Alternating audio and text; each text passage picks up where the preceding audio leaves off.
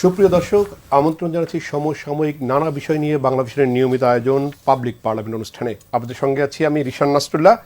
আর আলোচনার জন্য আমার সঙ্গে স্টুডিওতে অতিথি হিসেবে রয়েছেন ব্যারিস্টার আসাদুজ্জামান ফুয়াদ, সাধারণ সম্পাদক AB party, Ariful Islam Adib, senior যুগ্ম আহ্বায়ক এনসিপি, কাজী জিয়াউদ্দিন বাসেত, সহসভাপতি জাতীয়তাবাদী ছাত্রদল, এবং আমাদের সঙ্গে কিছুক্ষণের মধ্যেই যোগ দেবেন সৈয়দা আসিফা আশরাফি পাপিয়া, সাবেক সংসদ সদস্য বিএনপি। আমরা আলোচনা শুরু করব। ব্যারিস্টার আসাদুজ্জামান ফুয়াদ, আমি আপনাকে দিয়ে আলোচনা শুরু করতে যাই। সরকারের 180 দিন পূর্ণ হয়েছে। সরকারের দুজন মন্ত্রী অন্ততপক্ষে তারা বলছেন যে 180 দিনের তাদের জনপ্রত্যাশা তারা পুরোপুরি আসলে পূরণ করা যায়নি, এটি তারা স্বীকার করেছেন অকপটে। স্বরাষ্ট্রমন্ত্রী সালাউদ্দিন আহমদ এবং স্থানীয় সরকার প্রতিমন্ত্রী শাহ আলম স্বীকার করেছেন যে তারা আসলে সরকারের যেই প্রত্যাশা পূরণের জন্য যেই সরকার গঠন হয়েছে সেটা আসলে পুরোপুরি তারা প্রত্যাশা পূরণ করতে পারেননি। আমি যদি একদম মোটা দাগে বলি, আইন শৃঙ্খলা পরিস্থিতি, বিনিয়োগ, বিদ্যুৎ জ্বালানি খাত নিয়ে সরকার এখন পর্যন্ত যথেষ্ট অগ্রগতি দেখাতে ব্যর্থ হয়েছে। আপনি সেটি আসলে মনে করেন কিনা, বা আসলে সুনির্দিষ্টভাবে যদি বলেন যে কোন কোন জায়গাগুলো আসলে সরকার তার প্রত্যাশা পূরণ করতে পারেনি?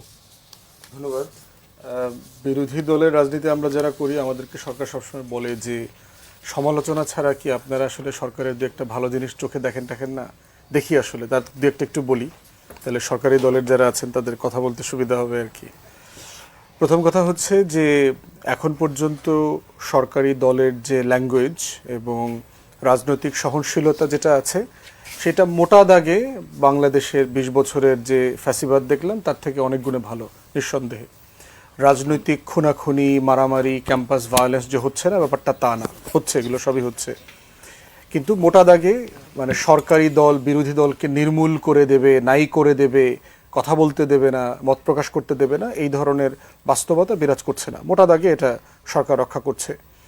ফেসবুকে, অনলাইনে, গণমাধ্যমে পর্যাপ্ত সমালোচনা করবার স্পেস সরকার এখনও অ্যালাউ করছে। দ্বিতীয়ত যেটা বলবো সেটা হচ্ছে যে আপনার আমাদের গত 20 বছরে দিল্লির পেটে আমাদের বিদেশ নীতি ঢুকে গেছিল, যে দিল্লি যা বলতো ওটাই আমার ফরেন পলিসি। দিল্লির চোখ থেকে আমি পাকিস্তানকে দেখব, চায়নাকে দেখব, আটলান্টিকের দুই পারের দেশগুলোকে দেখব। কিন্তু এখন যেটা আছে যে মানে এই সরকার শহীদ প্রেসিডেন্ট জিয়াউর রহমানের দিল্লির আধিপত্যবাদ বিরোধী যে বিদেশ নীতি, যেটাই আসলে অরিজিনাল বাংলাদেশপন্থী রাজনীতির বিদেশ নীতি, সেখানে ফিরে গেছে। এবং এইটা মোটা দাগে সকল রাজনৈতিক দল, বিরোধী পক্ষে বিপক্ষে, সংসদে বাইরে যারা আছেন, সবাই এটাকে ওয়েলকাম করছে। ভারতে না যাওয়ার সিদ্ধান্ত, বেইজিংয়ে গেলেন, এবং এই যে সীমান্ত হত্যা নিয়ে, পুশিন নিয়ে সরকার যে পজিশন নিয়েছে, সবসময় খুব জোরালোভাবে কথা বলেছে তা না, বাট মোটা দাগে এটা সন্তোষজনক যে আমাদের একটা অভিমুখ তৈরি হয়েছে। তৃতীয়ত হচ্ছে মাননীয় প্রধানমন্ত্রীর আচরণ, বক্তব্য, চলাফেরা, মিতব্যয়িতা, এটা সব জায়গাতে মোটামুটি এখন পর্যন্ত বেশ প্রশংসনীয়। উনি কথা বলছেন, সমালোচনা করছেন, বাট সেটা খুবই গ্রহণযোগ্য মাত্রার যে ভাষা। সংসদের বাইরে বিরোধী দল মোটা দাগে আপনার একই ধরনের রেসপন্স করছেন। তো নিঃসন্দেহে এগুলো সরকারের ভালো জিনিস, এবং অন্তর্বর্তীকালীন সরকারের সময় নেওয়া বেশ কিছু ভালো উদ্যোগ সরকার কন্টিনিউ করেছে। তার ভিতরে একটা হচ্ছে যে আমাদের প্রতিরক্ষা নীতিমালায় বেইজিং, পাকিস্তান, তুরস্ক এই কেন্দ্রিক যে একটা বিকল্প বলয় তৈরি করা দরকার, এই সম্পর্কটা সরকার কন্টিনিউ করছে। পদ্মা ব্যারেজের একটা সিদ্ধান্ত অন্তর্বর্তীকালীন সরকারের সময় ছিল, একনেকে পাশ হওয়ার আগ মুহূর্তে ছিল। তারা অনেক বড় প্রজেক্ট হওয়ার কারণে সরকারের জন্য, নির্বাচিত সরকারের জন্য রেখে গেছেন। সরকারে সেটা পাশ করেছে এবং কন্টিনিউ করছে। মাননীয় প্রধানমন্ত্রী সরকার তিস্তা ব্যারেজ করবেন যে কোনো মূল্যে, দেশের টাকায়, ঋণে, হোয়াটএভার, এইটা ঘোষণা দিয়েছেন। নিঃসন্দেহে এই কন্টিনিউশনটা একটা ভালো কন্টিনিউশন। এর বাইরে হচ্ছে এখন যদি আমি যেগুলো করতে পারে নাই সেই জায়গাতে যদি আসি, তাহলে আপনারা দেখেছেন যে আমাদের এবি পার্টির পক্ষ থেকেও আমরা একটা প্রেস কনফারেন্স করেছি, এবং আমি জুলাই জাতীয় সনদ এবং গণভোটের গণরায়ের দিকে যাব না, কারণ এই ব্যাপারে বিএনপি নেতাদের একটা সিরিয়াস রিজার্ভেশন আছে, যে অনন্ত প্রতারণার দলিল বলছেন জাতীয় সনদকে, যদিও আবার বলছেন যে এটা অক্ষরে অক্ষরে পালন করবেন। মানে প্রতারণার দলিলকে অক্ষরে অক্ষরে পালন করবার কথাও তারা বলছেন। গণভোটের গণরায় চাপিয়ে দেওয়া হয়েছে, ফ্রড করেছে, ইন্টারিম অ্যাডমিনিস্ট্রেশন এটা মানে নাই। এই জন্য আমি 31 দফা দিয়ে কথা বলবো আর কি, বেটার, যে আসলে সরকারকে জাজ করবার জন্য, কারণ এটা কেউ চাপায়া দেয় নাই, ঐকমত্য কমিশন, বিরোধী দল কেউ তাকে চাপায়া দেয় নাই, এটা তার ড্রাফটের জিনিস। 27 দফা ছিল, যুগপদের সহযোগীদের সাথে মিলেমিশে এটা 31 দফা করেছে। এবং আমি নিজে, আজকের প্রধানমন্ত্রী যিনি তখন সিনিয়র ভাইস চেয়ারম্যান ছিলেন, যেদিন লঞ্চ করেছেন গুলশানে, আমি সেই ম্যানিফেস্টো প্রোগ্রামে ছিলাম, কথাও বলেছি। প্রথম দফায় বলা হয়েছে সংবিধান সংস্কার কমিশন করবে, এবং সেই ব্যাপারে সালাউদ্দিন ভাই যেহেতু কমিশনের সদস্য ছিলেন, ওনার পরামর্শ মোতাবেক অধ্যাদেশ, গণভোট, রেফারেন্ডাম সবকিছু ওনার পরামর্শে এগুলো হয়েছে। কিন্তু সরকার এখন পরিচ্ছন্নভাবেই সংস্কারের অপশন থেকে চলে আসছে, এক দফা থেকে তার এখন সংশোধনী অপশনে গেছেন। আর্টিকেল 140 ইনস্ট্রুমেন্ট দিয়ে উনি কাজটা করবেন। দ্বিতীয়ত দেখেন 31 দফায় বলা আছে যে বিচার বিভাগের স্বাধীনতা, সচিবালয়, মাজদার হোসেন মামলার রায় এগুলো বাস্তবায়ন করবেন। আমরা দেখলাম যে সচিবালয় যেটা করা হয়েছিল, বিচারপতি নিয়োগের যে নীতিমালা করা হয়েছিল, সরকার সেই অর্ডিন্যান্স দুইটা র্যাটিফাইও করে নাই। 31 দফাতে বলা আছে আর্থিক খাতকে সংস্কার করবেন। সংস্কার করবার জায়গাতে আমরা দেখলাম ব্যাংক রেজুলেশন আইন র্যাটিফাই করে নাই, যেভাবে ছিল 18 খ যোগ করেছে। এনবিআরকে রিফর্ম করবার যে জায়গাটা ছিল সেটা তারা তখন র্যাটিফাই করে নাই। ইসলামী ব্যাংক এবং অন্যান্য ব্যাংকগুলোকে আইন পরিবর্তন করে ইসলামের হাতে তুলে দেবার জন্য এখনও কাজ করছে। আজকে দেখলাম ইসলামী ব্যাংককে দিয়ে মামলা উজ্জ করেছে, তারপরে বিএনপির আইনজীবী দিয়ে সেখানে আবার আইনজীবী পরিবর্তন করে দিয়েছে। তো এরপরে হচ্ছে আপনি যদি রাষ্ট্রীয়, সাংবিধানিক, সংবিধিবদ্ধ প্রতিষ্ঠানে মেধা যোগ্যতার ভিত্তিতে আপনি অ্যাপয়েন্ট করবেন বলেছেন, কিন্তু আমরা দেখলাম বাংলাদেশ ব্যাংক থেকে শুরু করে 12টা কর্পোরেশন এবং সব জায়গাতে দলীয় লোকদেরকে অ্যাপয়েন্ট করা। আমি আবার আসবো এটি নিয়ে। আমি একটু সৈয়দ আশরাফি পাপি আপনার কাছে যেতে। সরকারের 180 দিন পূর্ণ হয়েছে, সরকার আসলে জনপ্রত্যাশা কতটা পূরণ করতে পেরেছে? সরকারের মন্ত্রীরাও বলছেন যে আসলে কাঙ্ক্ষিত জনপ্রত্যাশা তারা এখনো পূরণ করতে পারেনি, এবং সেই জায়গাটা সরকার এখন কি কি চ্যালেঞ্জ দেখছে? আর ব্যারিস্টার ফুয়াদ তো বললেন 31 দফার কথাটি বলেছেন, দলীয় নিয়োগের কথা বলেছেন, এই অভিযোগগুলো তো আসলে একদম শুরু থেকেই করে আসছেন বিরোধী দল। এখানে হচ্ছে কি যে রজনীগন্ধা হাসনা হেনা আর প্রস্ফুটিত সুভাষের নিয়ে কিন্তু এই সরকার ক্ষমতায় আসেনি। বিএনপির সবচেয়ে সৌভাগ্যই বলেন দুর্ভাগ্যই বলেন, সব সময় একটা অস্থিতিশীল পরিস্থিতির মধ্য দিয়ে জনগণ বাছাই করে নেয় তাদের সমস্যার সমাধানের জন্য বাংলাদেশ জাতীয়তাবাদী দলকে, এবং যে 5টি বছর থাকে চরম পরীক্ষা দিয়ে একটা স্থিতিশীল অবস্থায় কিন্তু দেশকে সে নিয়ে যায়। রাষ্ট্রপতি জিয়াউর রহমানের আপনি 7ই নভেম্বর থেকে যদি শুরু করেন, সেখান থেকে দেশনেত্রী বেগম খালেদা জিয়ার রাজনীতিতে উত্থান, এই 81 সালে মৃত্যুর পর স্বৈরাচারের বিরুদ্ধে আন্দোলন থেকে শুরু করে 90 পর্যন্ত যদি আপনি আসেন, 80 থেকে 90, তারপরে দেখেন 91 যখন ক্ষমতায়ন হলেন, তখন মোটামুটিভাবে সে কিন্তু মানে দেশনেত্রী বেগম খালেদা জিয়া রাজপথ থেকে উঠে আসা একজন ব্যক্তি খুব চমৎকারভাবে 91 সালে শাসন ক্ষমতা এবং দেশের অর্থনৈতিক অবস্থা, আইন শৃঙ্খলার পরিস্থিতি স্থিতিশীল ছিল। কিন্তু পরবর্তী পর্যায়ে গোলাম আজমের ফর্মুলা এই মুহূর্তে দরকার তত্ত্বাবধায়ক সরকার, তখন জামাত এখনও দাবি করে গোলাম আজম সাহেবের বইয়ে লেখা ছিল।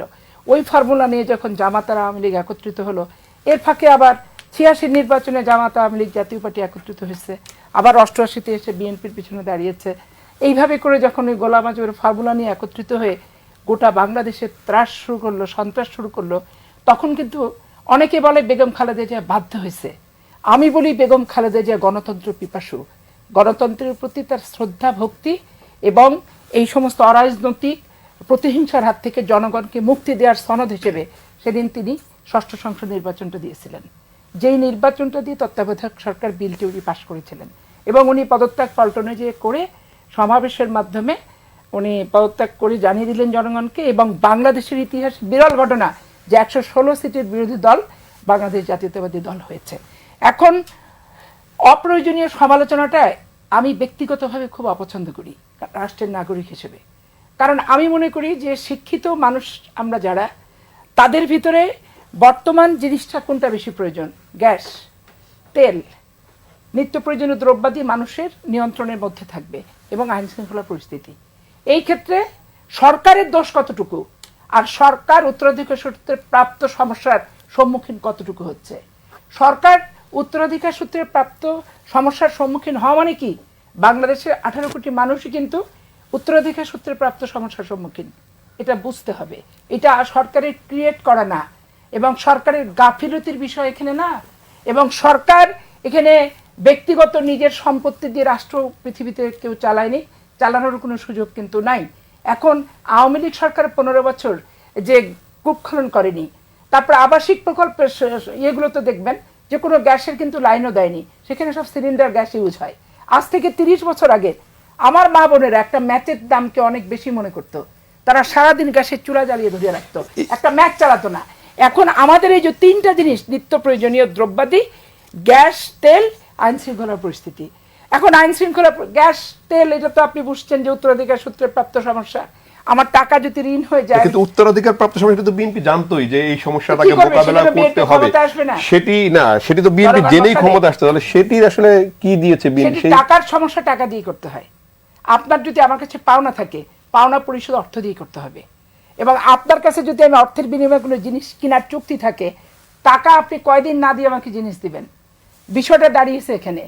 এটা বিএনপি গভর্নমেন্টের একক কোনো তৈরি করার সমস্যা না, এটা উত্তরাধিকার সূত্রের প্রাপ্তই সমস্যা। এবং যেই সমস্যাটার সমাধান আপনি বাংলাদেশের যত গ্যাস বিশেষজ্ঞ বলেন, জ্বালানি বিশেষজ্ঞ বলেন, সকলকে নিয়ে আলোচনা করে মূল সমস্যা হচ্ছে টাকা। এখন এই পর্যুদস্ত অর্থনীতির টাকার সমস্যার সমাধান এই সরকারকে করতে হবে। কিন্তু তার পাশাপাশি এই যে বিরোধী দলের দাবি দাবার শেষ নেই, ধরেন এই 31 দফায়, এই জুলাই সনদ, তারপরে এই হচ্ছে আপনার ওইখানে অমককে আপনাদের ভিতরে অন্তর্কলে 830 জন কেন মারা গেল, টিআইবির রিপোর্টে এটা কেন আসলো। এখন এখানে আমার প্রথম, আমি রাষ্ট্রের নাগরিক হিসেবে যেটা মনে করি, দলীয় অন্ধত্ব নিয়ে না, দলের চশমা পড়ে না, যে আমার প্রথম মূল সমস্যাটা কি, সেটা নিয়ে আমি সমাধান নিয়ে রাষ্ট্রব্যাপী আলোচনা করতে চাই, সকল রাজনৈতিক সংগঠনকে আলোচনা করতে চাই। এবং সরকারের একটা স্ট্রং সেল থাকা দরকার, যেটা প্রতিনিয়ত প্রতিদিনের এই বিষয়গুলো মনিটরিং করবে এবং সাংবাদিক সম্মেলন করবে। এই মিডিয়া সেল, ফিডিয়া সেল যাই বলেন, এখানে বাংলাদেশের সাংবাদিকতার পেশাদারিত্ব লোকজনকে দিয়ে দায়িত্বশীলতার সাথে এগুলো পরিচালিত করলে বিভ্রান্তি দূর হবে।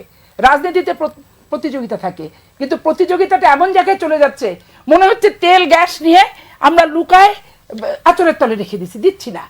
বিষয়টা তো আসলে তা না। সেরকম না, আসলে সরকারের যে পরিকল্পনা সেটি আসলে পরিষ্কার নয় বিরোধী দলের কাছে। সরকার এত কথা বলছে না, প্রকাশ ভঙ্গিমা কম, এই জন্য সরকারের প্রকাশ ভঙ্গিমাটা কিছুটা বাড়াতে হবে। কারণ এটা আমার তৈরি সমস্যাও না, আমার ব্যক্তিগত প্রবলেম না। উত্তরাধিকার সূত্রে প্রাপ্ত রাষ্ট্রে আমার ঘাড়ে পড়েছে মানে তো জনগণের ঘাড়ে পড়েছে। অবশ্যই আমার টাকা কোথা থেকে আসবে আমাকে চিন্তা করতে হচ্ছে, আমার এই সমস্যা থেকে উত্তরণ কিভাবে করবো সেটা ভাবতে হচ্ছে। এখন ধরেন অনেকে যদি মনে করে যে এখনই ইন্ডিয়াতে চলে গেলে সমস্যার সমাধান হয়ে যাবে, কারণ ইন্ডিয়াতে গ্যাসের লাইন, পায়ে তেলের লাইন, ডিজেলের লাইন সব তো বন্ধ হয়ে যাবে। ভারতের আলোচনায় আসবো, আমি একটু আরিফুল ইসলাম আদেব আপনার কাছে যেতে চাই। এই যে পাপিয়া বা যেটি বললেন, আসলে যে সরকারের কিছু দুর্বলতার কথা বললেন, আবার কিছু বললেন যেটি আসলে সরকারের সৃষ্টি না, এটি আসলে উত্তরাধিকার সূত্রে তারা পেয়েছেন। কিন্তু সেই জায়গায় উত্তরাধিকার সূত্রে পাওয়ার জায়গাটিতে আসলে যে কার্যকর পদক্ষেপ নেওয়া দরকার সেটি করতে সরকার আসলে ব্যর্থ হচ্ছে কিনা। ধন্যবাদ আপনাকে এবং একই সাথে সিনিয়র আলোচক বিন্দু যারা উপস্থিত আছেন সবাইকে আন্তরিক ধন্যবাদ জানাই। পাপিয়াপার একটা বিষয় এখানে ইতিবাচক, তিনি গভর্নমেন্টের একটা অংশের বেশ ভালো ক্রিটিক করছেন। এবং আমি আরও 10-15 বছর আগেও তৎকালীন মানে বিএনপির 1 থেকে 6 সালের সময় যারা রানিং মন্ত্রী থেকে টকশোতে আসতেন, মানে তখন তার এত টকশো এত অ্যাভেলেবেল ছিল না, 1-2টা থাকতো। আমি বেশ কয়েকজন মন্ত্রী, মানে সে রানিং মন্ত্রী আবার টকশোতে আছে, তাই সে এই যে দায়টায় স্বীকার করা কিছুটা, এই কালচারটা 6 সাল পর্যন্ত বাংলাদেশে ছিল যে হ্যাঁ আমরা এই প্রত্যাশা পূরণ করতে পারি নাই, আমাদের ইচ্ছা ছিল বা এইটুকু আমাদের ইয়া। এখন তো যেটা হয় যে ধরেন মোটামুটি পাপিয়া বা ব্যতীত অন্য অধিকাংশ যারা আসে প্রথম বসেই কথা হয়েছে যে বিরোধী দল এটা করেছে ওটা করেছে, একই লজিকটা, যেমন ধরেন এটা উত্তরাধিকার সূত্রে পাওয়া অনেক কিছুই, আইন শৃঙ্খলার সাথে অনেক কিছু রিলেটেড। কিন্তু একই জিনিস যখন ইন্টারিম গভর্নমেন্ট ছিল তখন কিন্তু এই লজিকটা কিন্তু তখন ধরেন ইউজ করতে না, তখন বলতো যে এই ছাত্ররা এটা করে ফেলছে, এই ছাত্ররা ওইটা দখল করে ফেলছে এবং তারা এই জায়গাটা নষ্ট করছে, দায়ী করছে। তো এখানে আবার একটা বিষয় উল্লেখ করলে এটা বেলো হইতো যে দেখেন আইন শৃঙ্খলার সাথে এবং চাঁদাবাজের সাথে খুব গুরুত্বপূর্ণভাবে বিএনপির রাজনৈতিক কালচার একটা গুরুত্বপূর্ণভাবে জড়িত। কারণ আমরা দেখছি বাংলাদেশে তো আওয়ামী লীগ জোর করে টানা 15 বছর ছিল, তার আগে তো একবার ক্ষমতা আসছিল, বা বিএনপি, এই দুইটা দল থাকায় তাদের যে রাজনৈতিক যে কালচারটা যেটা ছিল, মানে আমি এখানের কালচারটা বলতে চাইছি 8 পর্যন্ত, আপনি যদি ধরেন 8-এর পরে তো ফুললি এটা প্রতিবেশী রাষ্ট্রের সরাসরি স্ক্রিপ্টেড একটা এক ধরনের ইয়া করা, মানে এটারে আপনি অনেকে দ্বিতীয় স্বাধীনতা বললে আবার বলে যে এটা কি প্রথম স্বাধীনতার অপমান করা হয় না, কিন্তু এগুলোর অনেক লজিক আছে। মানে এটা জাস্ট বাংলাদেশ এখন বুঝতেছে বিএনপিটা যে আসলে জাস্ট পতাকা আর সীমানাটা নামে ছিল, আর সব কিছুই বলা চলে যায় দিল্লির কাছে এক ধরনের দাসত্বর মতন ছিল আর কি। সেটা হচ্ছে যে দেখেন চাঁদাবাজির যে পুরো এই জায়গাটা, আপনার গ্যাস তেল এটার তো একটা বড় সংকট আছে, কিন্তু যারা ক্ষুদ্র ব্যবসায়ী থেকে শুরু করে মাঝারি কিংবা বড় ব্যবসায়ী, বড় অংশের মানে এখানে আপনি একেবারে রেফারেন্স দিয়ে বলতে পারবো যে আমাদের একটা ভালো দৈনিকে শুধু মিরপুর 10 কেন্দ্রিক যে চাঁদাবাজের যে পুরা চক্রটা চড়ে একেবারে নাম ধরে ধরে 75 জন বিএনপির নেতা, 25 জন বড় মানের নেতা, মিডল সারির নেতা, ওসির নাম সহ 8-9 জন ওসি সহ এবং পুরো একটা চক্রের কথা বলছেন। এবং এখানে কিন্তু বিরোধী দলের সাথে কোনোভাবেই এই কালচারটা ধরেন হচ্ছে পায় না। গত পরশু হচ্ছে আপনার একটা বড় অংশ হয়েছে এই যে বাদামতলি, যেটা বাংলা ঢাকায় ফল মানে ঢাকা শহরে যে ফল ঢুকে ফলের মূল প্রবেশদ্বার বলা যায়, সেখানে সরকারি ইজারা হয়েছে অনলি 100 টাকা, কিন্তু একটা ফলের গাড়িতে 2000 টাকা দিতে হয়। টাকা তুলে কেউ ওইখানকার থানা বিএনপির আহ্বায়ক, যুগ্ম আহ্বায়ক লেভেলের এরা। তো এখন এই যে এই টাকার যে প্রভাবটা, আর এই টাকাটা কেন প্রয়োজন হচ্ছে, কারণ প্রয়োজনটা হয়েছে যে ওইখানের বাদামতলির সাথে ওইখানে যারা রিলেটেড ওই যুবদল, শ্রমিক দল, ছাত্র দল, তাদেরকে আবার হচ্ছে ধরেন হ্যাডাম দেখানোর জন্য প্রতিমন্ত্রী থেকে শুরু করে যারা ওই অঞ্চলে রাজনীতি করেন এক এক জায়গায় নিয়ে গুন্ডামি করতে হয়। ফলে বাংলাদেশের রাজনীতির এই যে গুন্ডামি কালচারটা, এইটাকে যদি আপনি কালচারাল যদি মানে কালচার যদি আপনি পরিবর্তন করতে না পারেন, তাহলে আপনি হচ্ছে এই জায়গাটা একটা বড় ধরনের সমস্যা। এবং যেই সমস্যাটা এই প্রথম 6 মাসে আমরা প্রত্যাশা করছিলাম যে যেহেতু এই মুহূর্তে বিএনপির যেভাবে হোক প্রতিপক্ষ এখন জামাত এনসিপি, মানে রাজনৈতিক প্রতিদ্বন্দ্বী, আমি এখানে এটাকে রাজনৈতিক শত্রু বলবো না, রাজনৈতিক প্রতিদ্বন্দ্বী বলবো। তো সেই জায়গার থেকে জামাতের একটা ওদের নিজস্ব একটা অর্থনৈতিক ক্যাপাসিটি আছে, সেটাকে হয়তো তারা এয়ানত বলে বা অন্য যে ফরম্যাটে তাদের একটা ফরম্যাটে আছে। এনসিপির ওই রকম আর্থিক এখন পর্যন্ত একেবারে হয় না।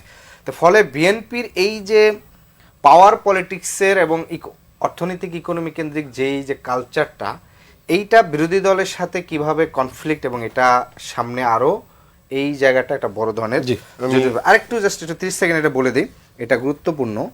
আমি খুব সুস্পষ্টভাবে দেখছি যে আজকে একটা কলাম দেখলাম 1992 সালে সিনিয়র সাংবাদিক আনিস আলমগীর, তিনি সরাসরি যে মেজর জিয়াউর রহমান বাংলা ভাষা বলতে পারতেন না, বাংলায় কথা বলতে পারতেন না, তিনি পাকিস্তানি জাতীয়তাবাদ ইস্টাবলিশ করছেন। ইভেন আমাদের আরেকজন খুব রিনোন্ড টকশো হোস্ট যেভাবে হেনস্থা করতেন বিএনপির সরাসরি মন্ত্রীদেরকে, তাদের ওয়াইফরা আজকে সরাসরি জাতীয়তাবাদের ঝান্ডা নিয়ে সংসদে এমপি হচ্ছে। শুধু সেটা না, জাস্ট 10 সেকেন্ড, এবং হচ্ছে আনিস আলমগীর তাকে প্রধানমন্ত্রী ডেকে নেয়। তার মানে একটা প্রধানমন্ত্রী তার নিজস্ব কোনো কালচারাল ভিশন নাই, তার নিজস্ব সংস্কৃতি পাচ্ছেন না, এটা একটা গুরুত্বপূর্ণ বিষয়। কাজী জিয়াউদ্দিন বাসেদ, যেটি আসলে বিএনপি অনেক জনপ্রিয়তা নিয়ে যখন সরকার গঠন করে তারপর আসলে শেষ দিকে খেই হারাই ফেলে কিনা, আর যে অভিযোগগুলো রয়েছে চাঁদাবাজি বা এই বিষয়গুলো, আর্থিক লেনদেনের বিষয়গুলো রয়েছে, অনিয়মের বিষয়গুলো রয়েছে। ধন্যবাদ আপনাকে, ধন্যবাদ আমার সিনিয়র সহ আলোচক বৃন্দ এবং বাংলা ভিশনের সকল দর্শককে। বিসমিল্লাহির রহমানির রহিম, আসসালামু আলাইকুম। আসলে বাংলাদেশ জাতীয়তাবাদী দলের প্রতিষ্ঠাতা শহীদ রাষ্ট্রপতি জিয়াউর রহমান মানেই বাংলাদেশের সংকট উত্তরণের নাম। দেশনেত্রী বেগম খালেদা জিয়া সেই লিগ্যাসিটাকে টেনে নিয়ে গিয়েছেন, সেই আদর্শটাকে ধারণ করে নিয়ে গেছেন, এবং ঠিক তেমনি বর্তমান সরকারের প্রধানমন্ত্রী মাননীয় প্রধানমন্ত্রী জনাব তারেক রহমানও সেই ধরে এই সংকট উত্তরণের জন্য টেনে নিয়ে যাচ্ছেন একটা বিধ্বস্ত অর্থনৈতিক অবস্থা এবং সকল ক্ষেত্রে অব্যবস্থাপনা, দলীয়করণ, দুর্নীতি, এই যে ধ্বংসস্তূপ, এই ধ্বংসস্তূপটা কিন্তু মাননীয় প্রধানমন্ত্রী একাই টেনে নিয়ে যাচ্ছেন তা না, তার সাথে সবাই সারথি হওয়া দরকার ছিল। তার দলের বাহিরে, সরকারের বাহিরে তো বিরোধী দলের সুযোগ আছে। উনি কিন্তু আজকে বক্তব্যতে বলেছেন সমস্যা আছে, সমস্যা থাকবে, এই সমস্যার সমাধানের উপায় আমাদের সবাইকেই বের করতে হবে। সুতরাং এটা একটা মেসেজ যে আমরা একটা বিধ্বস্ত অর্থনীতি, বিধ্বস্ত শিক্ষা ব্যবস্থা, বিধ্বস্ত স্বাস্থ্য ব্যবস্থা, একটা অনিয়ম, একটা ঋণ নির্ভর, আমদানি নির্ভর দেশকে যেভাবে ফ্যাসিস্ট শেখ হাসিনা রেখে গেছে, সেই ধ্বংসযজ্ঞ থেকে বের হতে হলে তো আমাদেরকে অপেক্ষা করতে হবে। আমার সমালোচকরা অনেকগুলো কথা বলেছে, আমি যদি ফুয়াদ ভাইয়ের কথাগুলো টেনে নিয়ে যাই, 31 দফাকে উনি প্রায়োরিটি দিয়েছিলেন। বাংলাদেশ জাতীয়তাবাদী দল 31 দফা ঘোষণা করেছে 2023 সালের 13ই জুলাই। সেই জায়গাটার মধ্যে তো তখন সংস্কার এইসব বিষয় আসেনি, তখন রাষ্ট্র মেরামতের রূপরেখা হিসেবে 31 দফা ঘোষণা করা হয়েছিল এবং তারই প্রেক্ষিতে পরবর্তীতে নির্বাচনী ইশতেহারের মধ্যে 31 দফাকে ইনক্লুড করেছিল এবং পরবর্তীতে জনগণ বিএনপির উপর আস্থা রেখে ভোটাধিকার প্রয়োগের মাধ্যমে রাষ্ট্র পরিচালনার দায়িত্ব প্রদান করেছে এবং এইটা জনগণের 31 দফা এখন জনগণের ইশতেহার হয়ে গেছে, বিকজ তারা ভোট প্রদান করেছে বিএনপিকে। 31 দফা বিএনপি যদি 31 দফা একদম শেষ হয়ে যায়নি, আস্তে আস্তে তো এগুলো সবগুলোই পালন করবে। একটা আমি যদি বলি 31 দফার সাথে তো 32 দফা 33 দফা তো হয়েছে। আমি এই 32 দফা আপনি ধরে নেন, আপনি যে কল্যাণ ভাতা, আমাদের যে শিক্ষকরা, বেসরকারি শিক্ষকরা যখন রিটায়ারমেন্টে যায়, আমার আত্মীয় স্বজন আছে, পাড়া প্রতিবেশী আছে, আমি দেখেছি তাদের হাহাকার ছিল, অর্থনৈতিক যেই নিশ্চয়তা, সেই নিশ্চয়তা পেত না। সেই জায়গায় বর্তমান সরকার 2100 কোটি টাকা বরাদ্দ করেছে এবং এই যে আমার নিজের অনেক সহযোদ্ধার বাবা বেসরকারি স্কুলের শিক্ষক ছিল, এই কাজটাও তো কিন্তু 31 দফার পর 32 দফা যোগ করেন এবং স্কুল শিক্ষার্থীদের জন্য আপনি ড্রেসের ব্যবস্থা করেছেন, এটা 31 দফা ছিল না। জিয়াউদ্দিন বাসাদ, আপনি বলছিলেন, আপনি একটু 1 মিনিটের মধ্যে শেষ করবেন। হ্যাঁ, আমি বলছিলাম যে কথাগুলো, যে 32 দফা তো বলেছি এবং 33 দফা যদি বলি তাহলে স্কুল শিক্ষার্থীদের ড্রেসের ব্যবস্থা করা, ব্যাগের ব্যবস্থা, এসবগুলো কিন্তু সরকার করছে। সরকার কিন্তু কাজ করে যাচ্ছে। আমাদের বিরোধী দলের যে কার্যক্রমগুলো আমরা দেখছি, মতের অনৈক্য হয় কিছু জায়গায়, যেমন শব্দ চয়ন, যেটা আমার সহালোচকে বলেছিল কিছু কথা, গুন্ডামি, এটা সেটা। আসলে আমরা এই শব্দগুলোকে আরো স্মার্ট ভাষায় ইউজ করতে পারি, ঠিক আছে? আমরা যদি বলি যে বলয় তরি, এসব কথা বলা যায়, কিন্তু উনি হয়তো এটাকে মানে শব্দ চয়ন এখন এমন একটা জায়গায় চলে গেছে, মানে এটা কিরকম যে প্রতিবন্ধীকে ডিসেবল বলা, এরকম মানে শব্দ পরিবর্তন করে কাজ পরিবর্তন দরকার, এরকম কি না? ওনাদের কথাগুলো কেমন যেন উস্কানিমূলক হয়ে যায় আর কি, এগুলো তো বের হতে হবে। এখন আমি বলি ইন্টারিম গভর্নমেন্ট মানেই যে এনসিপি, এটা কিন্তু আমাদের আদিব ভাই ইনডিরেক্টলি কিন্তু আজকে একটা সত্যতা বা এটার গ্রহণযোগ্যতা দিয়ে দিয়েছেন একটা ওনার বক্তব্যের মধ্যে এসে, যে ইন্টারিমের সময় যখন হতো তখন ছাত্ররা এই করেছে সেই করেছে, সেই কথাটা উনি আমার মনে হচ্ছে পরোক্ষভাবে উনি যে ইন্টারিম গভর্নমেন্ট মানে এনসিপি বা ওনারা ছিল এটাও প্রমাণ করে দিয়েছেন আর কি। এবং আমার ভাইরা অনেক কথা বলেছে যে এই দেখুন, যেমন 12টা সংস্থা প্লাস হচ্ছে সরকারের সরকারের বিভিন্ন পর্যায়ে দলীয় যে নেতৃবৃন্দ নিয়োগ পাচ্ছে, একজন যারা নিয়োগ পাচ্ছে একজনও তো অযোগ্য না, তাদের একাডেমিক কোয়ালিফিকেশন আছে, তাদের স্ব জায়গায় এক্সপার্টাইজ আছে। এবং এমন না যে রাজনীতিবিদরা পড়াশোনা করে না, তাহলে তো উনি একজন রাজনীতিবিদ হিসেবে উনিও পড়াশোনা করে না। যেহেতু যদি সমালোচনা হয়, আমরা ধরো আদিব ভাই আমরা যারাই যদি সমালোচনা করতে চাই, আপনি দেখেন ইউএসএ তে যখন আপনার একটা সরকার পরিবর্তন হয়, প্রায় 18,000 প্রশাসনিক লোক, পুলিশ, এরা কিন্তু নতুন করে আবার নিয়োগ করতে হয়। আপনার একটা সরকার পরিচালিত হতে হলে তো ওই ধরনের ব্যক্তিবর্গ লাগবে যারা সরকারের কাছে ক্রেডিবল থাকবে, যাদের বিশ্বাসযোগ্যতা থাকবে এবং সরকারের যেই পদক্ষেপগুলো সেগুলো প্রপারলি বাস্তবায়ন করার জন্য ওই ধরনের তো দক্ষ লোক লাগবে। তা আপনি যদি চান, আপনি কেউ একজনকে নিয়োগ দিয়ে দিয়েছেন এবং পরবর্তীতে সে সরকারের কথাই শুনলো না, সরকার যেভাবে রাষ্ট্র পরিচালনা করতে চায় সেই জায়গার মধ্যে না এসে যদি সরকারকে বিতর্কিত করে, প্রশ্নবিদ্ধ করে, সেই জায়গায় কি বিশ্বাসযোগ্য লোক বা যোগ্য লোক দেওয়া কি জায়েজ নয়? এটা আমার মনে হয় যে এই প্রশ্নটা বারবার আসছে, আমি যত জায়গায় যাচ্ছি তত জায়গায় কথাটা আসছে। আমার মনে হচ্ছে এই জিনিসগুলো আমাদেরকে ভাবতে হবে যে একটা রাষ্ট্র পরিচালনা করতে হলে অনেক বিশ্বস্ত লোকের প্রয়োজন। সেই বিশ্বস্ত লোক যারা যোগ্য, দক্ষ এবং বিশ্বাসযোগ্য সংগঠনের কাছে, দলের কাছে এবং সরকারের কাছে, তাদেরকে নিয়ে আপত্তি থাকার কথা না। দলীয় লোক যদি যোগ্য হয়, বিশ্বাসযোগ্য হয়, তাতে আসলে সমস্যা দেখছে না সরকারি দল। আপনার কি মনে হয় যে সরকার আসলে সেই জায়গাগুলোতে পুরোপুরি কাজ করতে পারছে যেখানে দলীয় নিয়োগ হয়েছে? বা নীতিগতভাবে আমার আপত্তি নাই, দলীয় লোক যদি আপনি অ্যাপয়েন্ট করেন, আমার এই ব্যাপারে কোনো আপত্তি নাই। প্রশ্ন হচ্ছে আপনি এটা বললেন কেন 31 দফাতে? তাহলে আপনার বলা দরকার ছিল যে মেধাবী লোক, যোগ্য লোক আমি যেখান থেকে পাবো, দলের ভিতর থেকে পাই, দলের বাইরে থেকে, তাদেরকে নীতিমালার ভিত্তিতে অ্যাপয়েন্ট করব। আমরা চাই আপনি দলের লোকটা অ্যাপয়েন্ট করেন, কোনো সমস্যা নাই, কিন্তু রাষ্ট্র তো একটা প্রসেসের মধ্য দিয়ে আসতে হবে। আপনার দলের নেতা আপনার কাছে অনেক শিক্ষিত, যোগ্য, মেধাবী হইতে পারে, আমরা তো ওনাকে চিনি না, তো রাষ্ট্রের নাগরিকরা তো ওনাকে চেনে না, তাহলে কি প্রসেসের মধ্য দিয়ে আপনি ভেটিং করলেন? তাহলে সব জায়গায় যেটা হচ্ছে যে আপনি নীতিমালা প্রণয়ন করেন, আপনি অ্যাডভার্টাইজ করেন যে আমি স্টিল কর্পোরেশনের চেয়ারম্যান অ্যাপয়েন্ট করব, সিভিল ব্যুরোক্রেসি থেকে অ্যাপ্লাই করুক, বিএনপি থেকে অ্যাপ্লাই করুক, মিলিটারি ব্যুরোক্রেসি থেকে অ্যাপ্লাই করুক, ইন্টারভিউ হোক, দলের লোক অ্যাপয়েন্টেড, আমার কোনো সমস্যা নাই যদি যোগ্য হয়, মেধাবী হয়। দেখেন অ্যাটর্নি জেনারেল নিয়ে কি আমরা কথা বলতেছি? কাজল ভাই যোগ্য মানুষ, যোগ্য আইনজীবী, বিএনপি ব্যাকগ্রাউন্ডের লোক, আমাকে সমালোচনা করি নাই তো কাজল ভাইয়ের অ্যাপয়েন্টমেন্ট নিয়ে। আইরিন খানকে জাতিসংঘে আপনার স্থায়ী প্রতিনিধি করেছে, আমরা কি কেউ সমালোচনা করেছি? কেউ করে নেই তো, কিন্তু ওনার ডেপুটিকে দায়িত্ব দিয়েছেন, ওইটা তো রাইট অ্যাপয়েন্টমেন্ট হয়নি। তাহলে দেখবেন যে সরকারও যেখানে রাইট অ্যাপয়েন্টমেন্ট হয়েছে, বিরোধী দল কিন্তু সেখানে কথা বলছে না। আমরা বলতেছি প্রথম সমস্যা হচ্ছে আপনি একটা জিনিস ওয়াদা করেছেন, ওয়াদাটায় দেশের সবচেয়ে বড় রাজনৈতিক দলের ওয়াদাটা যদি জনগণের কাছে হাস্যকর হয়ে যায়, তাহলে যেটা হবে, এমনিতেই পলিটিশিয়ানদেরকে দেশের মানুষ বিশ্বাস করে না, টাউটবাটপার মনে করে। আমাদের সবাইকে মোটা দাগে দেশের মানুষ কিন্তু টাউটবাটপার মনে করে যে আমরা কথা দিয়ে কথা রাখি না, ওয়াদা বরখেলাফ করি, মানুষকে মনে রাখি না, দেশের স্বার্থ মাথায় রাখি না। এগুলো একটা কমন পারসেপশন হয়ে গেছে। আপনি যদি লিখিত দফা দিয়েছেন এবং এটাকে আপনি ইলেকশন ম্যানিফেস্টোতে প্রথম পৃষ্ঠায় বলেছেন জুলাই জাতীয় সনদ এবং 31 দফা বাস্তবায়ন করা হবে। অতএব এটা শুধু 23 সালের 31 দফা না, এটা হচ্ছে ফেব্রুয়ারি 2026-এরও দফা, কারণ এটা আপনি ম্যানিফেস্টোতে ইনক্লুড করেছেন। আপনি কেন করতে পারেন নাই এখন বলছেন? বাসে যেটা বলেছে যে আমেরিকাতে এটা করে। প্রশ্ন হচ্ছে আপনি ফলো করতেছেন ওয়েস্টমিনিস্টার মডেল। আপনি ম্যান্ডেট নিয়ে আসতেন যে আমি এবার ক্ষমতায় আসলে পরে আমি হোয়াইট হাউস মডেলে পুরো সিভিল ব্যুরোক্রেসি অপারেট করব। ফাইন, মানুষ আপনাকে ভোট দিলে আপনি সেটা করতেন। বলছেন একটা, আপনি ম্যান্ডেট নেন নাই, আবার করছেন একটা জিনিস যেখানে কোনো ট্রান্সপারেন্সি নাই। সকল জিনিসের জন্য পাপিয়াপা যেটা রেফার করেছেন, সকল জিনিসের জন্য আমরা কাউ কিন্তু ব্লেম করছি না। আজকের জ্বালানি খাতের এই ভয়াবহ অবস্থার জন্য কোনো রাজনৈতিক দল বিএনপিকে ব্লেম করে নাই, কিন্তু এটাকে ম্যানেজ করবার দায়িত্ব তো বিএনপির। আজকে কুইক রেন্টালের দায় তো বিএনপিকে কেউ দিচ্ছে না, কিন্তু এটা ম্যানেজ করবার দায়িত্ব তো তার। আপনি কতটুকু করছেন, কতটুকু করতে পারছেন না, কেন করতে পারছেন না, বিরোধী দলকে নিয়ে আলাপটা করেন। পার্লামেন্টে তো আপনি সেশন নোটিশ দিয়েছে বিরোধী দল এটা আলাপ করবার জন্য। স্পিকার সরকারি দলের হুইপরা মিলে এটা আলোচনা এজেন্ডাভুক্ত করতে দিল না আপনার যখন তেলের ক্রাইসিস ছিল। যেই দুইটা অখ্যাত কোম্পানিকে 1 লক্ষ মেট্রিক টন ব্যারেল আনার জন্য বলে দেওয়া হলো, আস্তে পেট্রোল পাম্প থেকে সব লাইন চলে গেল। তারপরে হচ্ছে এই যে আপনি রিফাইনারি ঝামেলা হয়েছে, ইমার্জেন্সি টেকনিক্যাল মেকানিজম নাই কেন? আপনি 30 দিন 15 দিন 1.5 মাস আমার এটা অপারেট করবার একটা ফ্রিজ নাই কেন, যে আমার একটা সংকট হইলে আমি ফ্রিজ থেকে এটা চলবো? আপনাকে তো একটা কথাটা বলতে হবে সমস্যাটা কোথায়।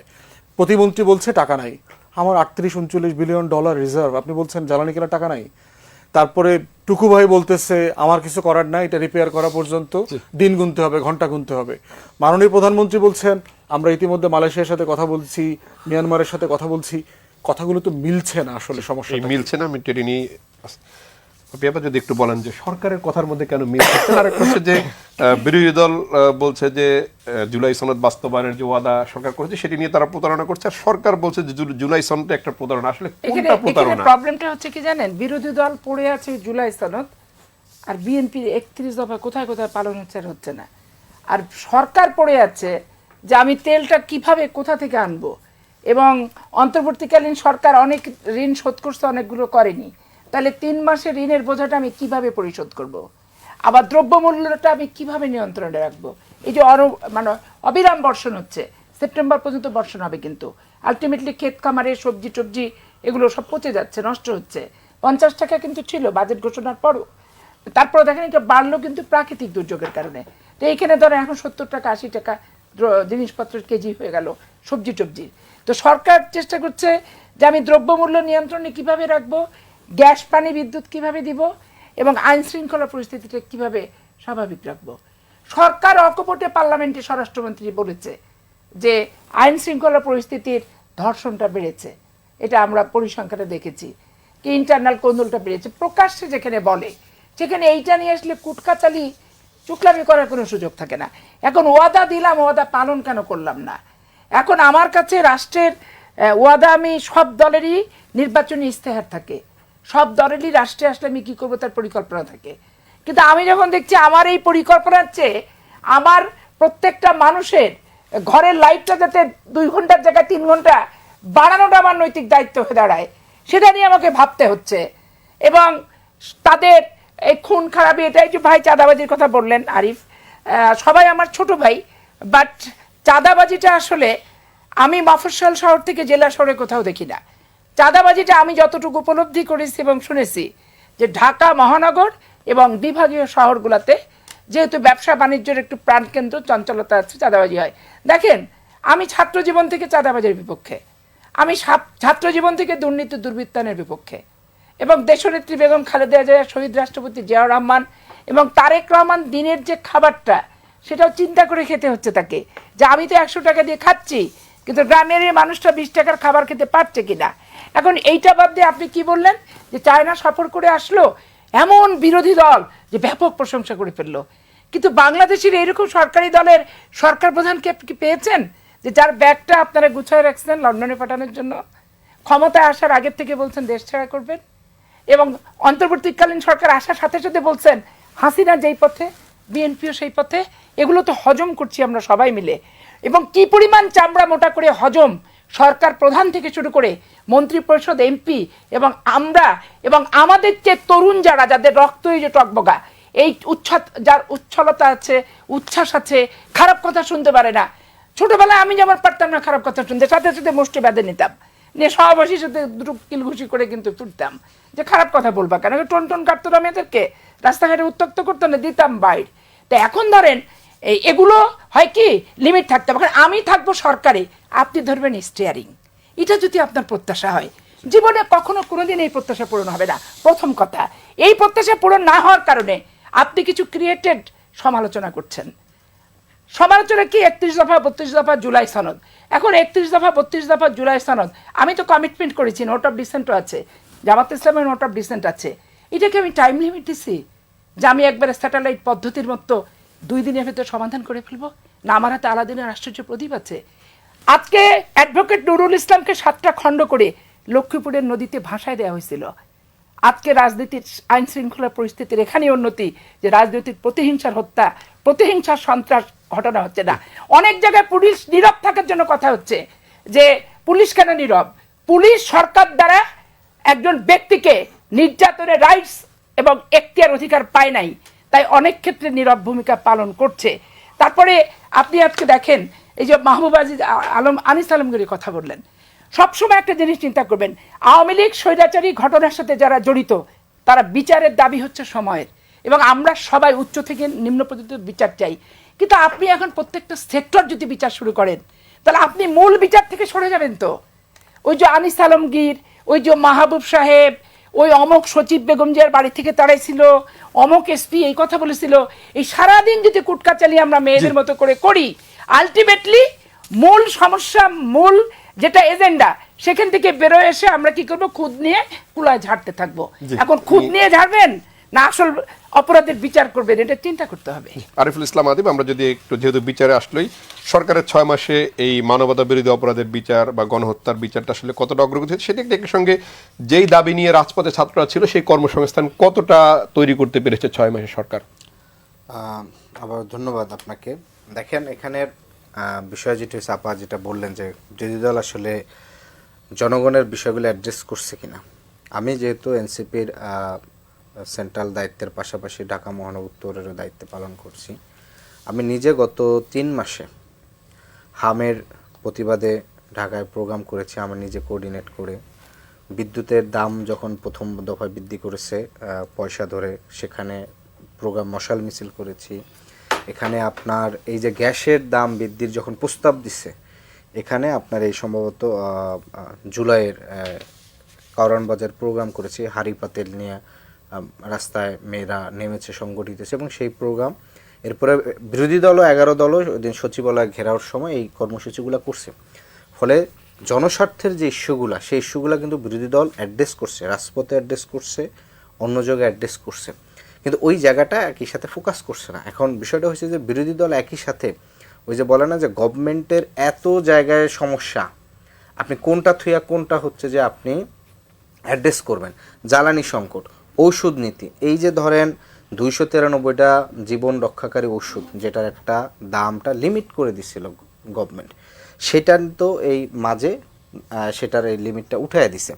জ্বালানি সংকট যখন সংকট হলো, শেষ মুহূর্তে আইসা বসুন্ধরা গ্রুপের সাথে একটা তাদেরকে প্রায় 20% এলএনজি সরবরাহ সহ এই দায়িত্বটা তারা দেওয়া হয়েছে।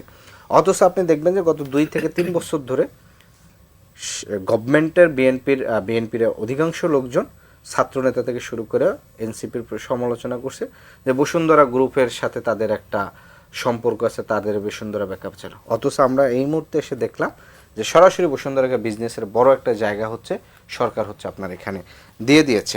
জ্বালানি সংকটের যেই জায়গাটা আপনি দেখেন, যে আমি কেন বললাম যে আমাদের প্রধানমন্ত্রী তিনি হয়েছেন বাংলাদেশের পলিটিক্যাল হিস্ট্রিতে সবচেয়ে ভাগ্যবান, মানে যার বাবা রাষ্ট্রপতি, মা প্রধানমন্ত্রী, এবং তিনিও সেই জায়গায় প্রধানমন্ত্রী আসেন, এরকম ভাগ্যবান মনে হয় না রিসেন্ট হিস্ট্রিতে আর কেউ হবে, মানে এরকম সুযোগ নেই। তো সেই জায়গার থেকে তো তিনি তো তার তো একটা ভীষণ থাকবে, তার তো একটা সার্কেল গড়ে তুলতে হবে। আমরা তো বলি যে একটা লোককে চেনা যায় কিভাবে, তার কোম্পানি দ্বারা চেনা যায়, তার আশেপাশের লোক দ্বারা চেনা যায়। আজকে তিনি 17 বছর বাহিরে ছিলেন, 17 বছর ধরেই তো তিনি রাষ্ট্র পরিচালনার জন্য প্রস্তুত নিচ্ছেন। তাহলে তার যদি প্রস্তুতি এরকম হয়, তার আগের সরকারের ব্যর্থ হচ্ছে, যিনি জ্বালানি সংকটের কারণে পদত্যাগ করতে বাধ্য হয়েছেন, তাকে আইনে আবার সে জ্বালানি খাতে দিতে হয়েছে। শিক্ষা মন্ত্রণালয় হচ্ছে যিনি ওই সময় হেলিকপ্টার নিয়ে নকল প্রতিরোধের একটা ইয়া করছেন, কিন্তু আজকে 20 বছর পর নকল তো করেন না, প্রশ্ন ফাঁস। অথচ 20 বছরের ভিতরে যে জেনারেশন পরিবর্তন হয়ে গেছে, সেটা শিক্ষামন্ত্রী সেটার সাথে অ্যাডাপ্টেশন করার জায়গাটা তিনি চেষ্টা করেন না। সেই আগের শিক্ষামন্ত্রীদের তাকে চলতে হয়েছে। তিনি স্থানীয় মন্ত্রী, সবচেয়ে ভেটেরান জার্নালিস্টকে, সবচেয়ে ভেটেরান রাজনীতিবিদ তাদের মহাসচিবকে দিয়েছেন, কিন্তু তার সাথে আবার একজন প্রতিমন্ত্রী দিয়েছেন, যিনি কি করলেন, তার নিজের নাম থেকে শুরু করে ছেলে মেয়েদের নামে পুরো জায়গাটা হচ্ছে আপনার হচ্ছে পুরো পারিবারিক এক ধরন করছে, এবং তার নিজের ছেলের নামে কন্ট্রাক্টরি লাইসেন্স আছে। স্বরাষ্ট্রমন্ত্রীর ছেলে, তিনি এই যে বিদেশি বিনিয়োগের যেই কোম্পানির বয়স এখন পর্যন্ত খুবই কম, এবং এখন মতো বড় ধরনের কাজের অভিজ্ঞতা নেই। বাসেদ ভাই একটা সুন্দর কথা বলছেন না, যে বলছেন যে সে যদি অভিজ্ঞ হয় দিতে পারে, অবশ্যই অভিজ্ঞ হলে দিতে পারে, ওটা কোনো সমস্যা নাই। কিন্তু আমরা কিভাবে কোন প্রক্রিয়া দেখলাম যে আপনি তার কিভাবে এই 40 বিলিয়ন প্রায় এই যে কাজের যে জায়গাটা হচ্ছে তিনি পেয়ে দেন পারিবারিক 40,000 কোটি টাকা, 40,000 কোটি টাকার জাপানি প্রতিষ্ঠানের সাথে। তাহলে এই জায়গাগুলো তো সরকারের মিসম্যানেজমেন্ট, এবং যেটা জনগণ দেখে যে এতদিন পর তারা গভর্নমেন্টে আসছে, গভর্নমেন্টে আসার পরে তারা নির্যাতিত হয়েছে, দেশের জন্য ডেডিকেশন করছে, এটা সবাই জনগণ অ্যাড্রেস করতে তাকে ভোট দিয়ে ক্ষমতা আছে। কারণ ক্ষমতা আসার পর যখন দেখে যে এই মন্ত্রীদের ছেলেদেরকে রিওয়ার্ড দিতে হচ্ছে আপনার মানে আরো কয় বছর যে রিওয়ার্ড দিতে হবে শুধু মন্ত্রীর ছেলে মন্ত্রীর ভাই। 30 সেকেন্ড একটু বলতে হবে, আপনারা যেহেতু অ্যাড্রেস করছেন যে উস্কানি। আপনি দেখেন গভর্নমেন্টের প্রতিমন্ত্রী তিনি নিজে স্লোগান দিচ্ছেন সাজিদ ইসলামের নামে, যে পিটের মানে ইয়াতে মশাল মিছিল করে যে পিটের আমরা তুলে নেবেন। প্রতিমন্ত্রী ইশরাক হোসেন নিজে পোস্ট করছেন, এই পোস্ট করলে তার এই মন্ত্রিত্ব তার থাকে না, সে নিজে ফেসবুক পোস্ট করছে যে বিরোধী দলের সকল নেতারা, আপনি বুঝেন মানে ভাষা ইউজ করতে, আমরা ওইভাবে বলি না, আমরা কিন্তু এইভাবে বলি না, সে এইভাবে বলে যে বিরোধী দলের সকল নেতারা দিনের বেলা মাঠে গরম করে, রাতের বেলা তারা হচ্ছে মানে যে ল্যাঙ্গুয়েজ বলা যায় না, এইভাবে সকল নেতা একসাথে কোনোদিন বলতে পারে, এটা কোনোদিন কালচারের ভিতরে যায়। কিন্তু এনসিপি একটা এক্সাম্পল সেট করছে, আমাদের একজন প্রধানমন্ত্রীকে নিয়ে রাজনৈতিক শিষ্টাচার বৈঠক হয়েছে, তাকে সাংগঠনিকভাবে ব্যবস্থা নেওয়া হয়েছে, কিন্তু আবার তাকে আবার আটক করছে। কিন্তু প্রধানমন্ত্রীর আটক করলে সেটা তো সাংগঠনিক ব্যবস্থার ভিতরে আমরা তাকে সংশোধন করছি। জিয়াউদ্দিন বাসেদ, আমি যদি একটু যাই যে প্রথমে ছিল দলীয়করণ, তারপর পরিবারকরণ, আমি সেটি না যে আমি যাচ্ছি যে সরকারের মধ্যে আছে রাজনৈতিক দল বিএনপি আসলে বিলীন হয়ে যাচ্ছে কিনা, মানে রাজনৈতিক কর্মকাণ্ডে বিএনপির এখন 6 মাসে খুব বড় কোনো কর্মসূচি আমরা দেখতে পাচ্ছি না। দেখুন ছাত্র দলের অবস্থা অনেকটা এরকম কিনা। আমি আপনাকে সেটাতে আসছি। আমি এর আগে কিছু কথা বলতেই হয়। ফুয়াদ ভাইয়ের যদি কথা আমি বলি, ফুয়াদ ভাই বলেছে যাদেরকে নিয়োগ দিয়েছে তাদেরকে জনগণ চিনে না। ফুয়াদ ভাইয়ের এবি পার্টির মহাসচিব উনি, ওনাকে কয়জন চিনতো যদি নিয়মিত টকশো না করতো? ওনার দলের এরকম কয়জনকে চিনে সেটা আমার কাছে প্রশ্ন। তার মানে দায়িত্বপ্রাপ্ত হওয়ার আগে না চিনে যদি তাদের প্রতিভা বিকশিত হয়, ওই ডিপার্টমেন্টে ভালো করে, তখনই তো মানুষ চিনবে। এটাই তো বাস্তবতা, দায়িত্ব পেলেই তো মানুষকে চিনে। তো ফুয়াদ ভাই টকশো করতে মিডিয়ায় কথা বলতে স্মার্টলি, উনি একজন বিজ্ঞ মানুষ, কথা বলতে মানুষের কাছে ওনার পরিচিতি হয়েছে। কিন্তু এবি পার্টির মানুষ কতজন মানুষকে মানুষজন চিনে? এরপর উনি বলেছিল যে আমরা তাহলে আগেই বলতাম যে ইউএসএ কে ফলো করব। ইউএসএ একটা বড় ডেমোক্রেটিক কান্ট্রি, সেই জায়গায় যদি একটা বাংলাদেশ ডেমোক্রেটিক গণতান্ত্রিক রাষ্ট্র হয়ে যদি একটু ফলো করে, দুই একটা কাঠামো যদি অনুসরণ করে, সেটাকে আমার মনে হয় সেটা খুব বেশি বড় ভুল হয়ে গেছে তা কিন্তু না। আমাদের সংবিধান কিন্তু ব্রিটেন এবং ভারতের বড় সংবিধান, এগুলো কিন্তু আমাদের ধারাবাহিকতা, এটা মেনে চলতে হয়, এটা নিয়ম। অনেক কিছু মিলে যায়, আপনি কোরআন, বাইবেল এবং গীতা, এদের অনেক কিছুর সাথে অনেক কিছু মিলে যায়। তার মানে কি কোরআনের যে মহত্ব, যে মর্যাদা, সেটা কি আবার অন্য ইয়েতে আছে কিনা, সেটাও আমার একটা প্রশ্ন আমার নিজের কাছে। আচ্ছা, বাংলাদেশ একটা মানে কালচারাল ভীষণ আমার আদিব ভাই বলেছিল, আদিব ভাই ইন্টারিম গভর্নমেন্টে বাংলাদেশের সবচেয়ে বড় কালচারাল ফ্যাসিস্ট যে মানে একটা মুভি করেছিল তাকে কিন্তু অন্তর্বর্তীকালীন সরকারের উপদেষ্টা বানানো হয়েছিল এবং তাকে নিখুঁতভাবে তার সকল অপকর্মকে লুকানোর জন্য আপনারা বিভিন্ন সময় বিভিন্ন বক্তব্য প্রদান করেছিলেন, আপনাদের দলের নেতাকর্মী করেছিল এবং ওই সময় করা হয়েছে। তো আমার একটা দুঃখের বিষয় যে আমরা যখন কথা বলি তখন আমরা আমাদের সকল কিছু নিজের ভুল যেগুলো হয়েছে সেগুলো ভুলে যাই, এই ভুলে যাওয়া যাবে না। আমরা বর্তমান সরকার, আপনি যেটা বলেছেন সরকারে আসার কারণে কি রাজনীতি বিলীন হয়েছে কিনা, না প্রশ্নে আসে না। আমরা জাতীয়তাবাদী ছাত্রদল, আমাদের কিন্তু প্রতিটি ক্যাম্পাসে আমাদের রাজনৈতিক চর্চা চলছে, আমরা শিক্ষার্থীদের সাথে শিক্ষার্থী বান্ধব এবং শিক্ষার মান উন্নয়নের জন্য সবসময় আমরা একটা কমিউনিকেশন করি এবং শিক্ষার্থীদের কাছে আমরা এটা নিয়ে মেসেজ নিয়ে যাই বর্তমান সরকারের কাছে শিক্ষার্থীরা কি চায়, এই মেসেজ নিয়ে কিন্তু আমরা সাধারণ শিক্ষার্থীদের সাথে কথা বলি। প্র্যাকটিস অফ পলিটিক্স, এটা আমরা করছি। তার মানে সরকার দল আসলেও আমরা রাজনৈতিক চর্চা থেকে দূরে নই এবং রাজনৈতিক কার্যক্রমও বিলীন হওয়ার পথে না। আর কর্মসূচি, বড় কর্মসূচি দেওয়ার যখন প্রয়োজন হয় তখন করি, আমাদের সকল কার্যক্রম চলছে, আমাদের নিত্য নৈমিত্তিক রাজনৈতিক চর্চা সকল সংগঠন অঙ্গ সংগঠন করছে। আবার আমি আরেকটা কথা বলি, আমাদের আদিব ভাই এবং ফুয়াদ ভাই দুজনের কথার মধ্যে একটা কনসিস্টেন্সি আছে। কেন আছে? আমার কথা হচ্ছে যে আপনারা দুজনই সুন্দর, প্রথম উপস্থাপনায় আমি মুগ্ধ হয়েছিলাম যে এইভাবেই যদি গণতান্ত্রিক চর্চায় সরকারের প্রশংসা করা হয় তাহলে সরকার কিন্তু রাষ্ট্র এগিয়ে নিয়ে যেতে কাজ করবে। আবার যখন অহেতুক সমালোচনা করবো, যেমন আমরা জ্বালানির কথা বারবার বলছি, আমরা দেখেছি স্টেজে হারিকেন নিয়ে দাঁড়িয়ে আছে কিন্তু পেছনে ফ্যান চলছে, পেছনে লাইট চলছে। এটা এই যে একটা বলছে জেনারেটর ছিল, আপনার ভিডিও সহ দিছে, এরপরে যদি বলে জেনারেটর, কিন্তু বিদ্যুৎ সংকট আছে, আমাদের সংকটগুলোকে অ্যাড্রেস করছে সরকার, কিন্তু সংকটকে অ্যাড্রেস করছে না এরকম না। সরকার কিন্তু বলেছে 6 মাসে আমরা চেষ্টা করেছি সকল খাতে মানে সফল হতে, কিন্তু আমরা বলছি সফল হইনি। এটা সরকার বলছে না যে আমরা সফল, কিন্তু সরকারের শতভাগ আন্তরিকতা ছিল এই খাতগুলোতে আপনার সফল হওয়ার জন্য। সুতরাং সরকারের যে অ্যাড্রেসিংটা, সেই অ্যাড্রেসিংটা প্রায়োরিটি দিতে হবে। একটা বঙ্গুর অর্থনীতি, একটা বঙ্গ জ্বালানি খাত এবং অর্থনৈতিক কারণে আপনার যখন মহেশখালী এলএনজি বন্ধ ছিল তখন কিন্তু জ্বালানির সংকট হয়েছে এবং যখন আপনার আরব যুদ্ধ সংগঠিত হয়েছিল ইউএস এবং ইরানের মাধ্যমে, তখন হরমুজ প্রণালী বন্ধ হওয়ার কারণে আমাদের অনেক প্রবলেম হয়েছে, জ্বালানি সংকট হয়েছে। ফুয়াদ ভাই বলেছিল যে ওনারা আন্দোলন করার পরে স্বাভাবিক হয়েছে, না, আস্তে আস্তে যখন প্রবলেম সলভ হবে তখন স্বাভাবিক হবে। আপনারা আপনাদের অবশ্যই সরকারের যৌক্তিক সমালোচনার জায়গাগুলো অবশ্যই অ্যাড্রেস করবেন, এটা আপনাদের গণতান্ত্রিক অধিকার। আমরা আসলে সময় কম, 2 মিনিট করে আমি সময় দিতে পারবো। সেটি হচ্ছে যে প্রধানমন্ত্রী ভারত সফর নিয়ে বেশ আলোচনা হচ্ছে, তিনি যাবেন কি যাবেন না। পররাষ্ট্রমন্ত্রী বলেছেন যে প্রধানমন্ত্রী ভারত সফরের বিষয়ে কোনো অগ্রগতি নেই, এটি একটি বিষয়। আরেকটি বিষয়, আল কায়দার নিয়ে একটি প্রতিবেদন জাতিসংঘ দিয়েছে, যদিও সরকার বলছে সেটি আমলে নিচ্ছে না। তারপরও হঠাৎ করে কেন এই সময় এই প্রতিবেদন, এবং প্রধানমন্ত্রী ভারত সফরের সাথে এর কোনো সম্পর্ক দেখতে পাচ্ছেন কিনা? প্রথম কথা হচ্ছে যে একটা বিষয় ডিল করে দুইটা ডিল করা যাবে না, আল কায়দা ইস্যুটা ডিল করে। স্বরাষ্ট্রমন্ত্রী বলেছেন কিছু নাই, তেমন কিছু। গত কদিন আগে তো আমরা ফাত্তা ব্রিগেড, পররাষ্ট্রমন্ত্রী বলছেন এটি একটি প্রোপাগান্ডা, পররাষ্ট্র প্রতিমন্ত্রী। একটা বিষয় হচ্ছে যে বিএনপির হিস্টোরিক্যালি কিন্তু মিলিটেন্সি ডিল করার অভিজ্ঞতা ভালো না। 1 থেকে 6 আমরা দেখেছি, এবং যখন থেকে এই ন্যারেটিভগুলো বিল্ড আপ করার চেষ্টা করা হয়েছে, বিএনপি জামাতের নেতারা কিন্তু প্রচ্ছন্নভাবে বলছে দেশে কোনো সন্ত্রাসী নাই, এই নাই সেই নাই। কিন্তু বিএনপি জামাত সরকারই কিন্তু জঙ্গিবাদ সবচেয়ে ভালোভাবে ডিল করেছে। আপনি যদি গ্রেফতার করার কথা বলেন, বিচার করা বলেন, ফাঁসিটা 111-এর সরকারের সময় হয়েছে। এই বাস্তবতায় দেখেন 2টা বড় ভুল একই সময় বিএনপি নেতারা এখন করতেছে, যেটা তারা আগে করছে। তাদের সময় জঙ্গিবাদ যতটা না তৈরি হয় তার থেকে বেশি ন্যারেটিভটা বেশি তৈরি হয়। আপনি দেখেন জাতিসংঘের রিপোর্ট আমি পড়লাম, 101 প্যারাগ্রাফের শেষের একটা লাইনে ছোট্ট করে বলে দেওয়া আছে যে এই রকম স্লিপার সেলগুলো বাংলাদেশকে কেন্দ্র করে কিছু এক্সপ্লয়েট করবার চেষ্টা করছে, এতটুকু। আমাদের গণমাধ্যমগুলো এমনভাবে রিপোর্ট করেছে, জাতিসংঘের সিকিউরিটি কাউন্সিলের ওই রিপোর্টটা পুরোটা বাংলাদেশকে ঘিরে, যে বাংলাদেশে বিএনপি আসছে, বিএনপি জামাত তো মৌলবাদী জঙ্গি সরকার, এই ট্যাগ লাইন তো আমরা 20-25 বছর দেখেছি। আবার বিরোধী দলে হইলো জামাত, আবার যা আছে সব হইলো হুজুর ইসলামপন্থী। আজকে আবার ধরেন মাননীয় প্রধানমন্ত্রী কালেমা করছে, ইনস্ক্রাইব করছে পার্লামেন্টে, তো নিশ্চয়ের সাথে একটা জঙ্গিবাদের একটা সম্পর্ক আছে।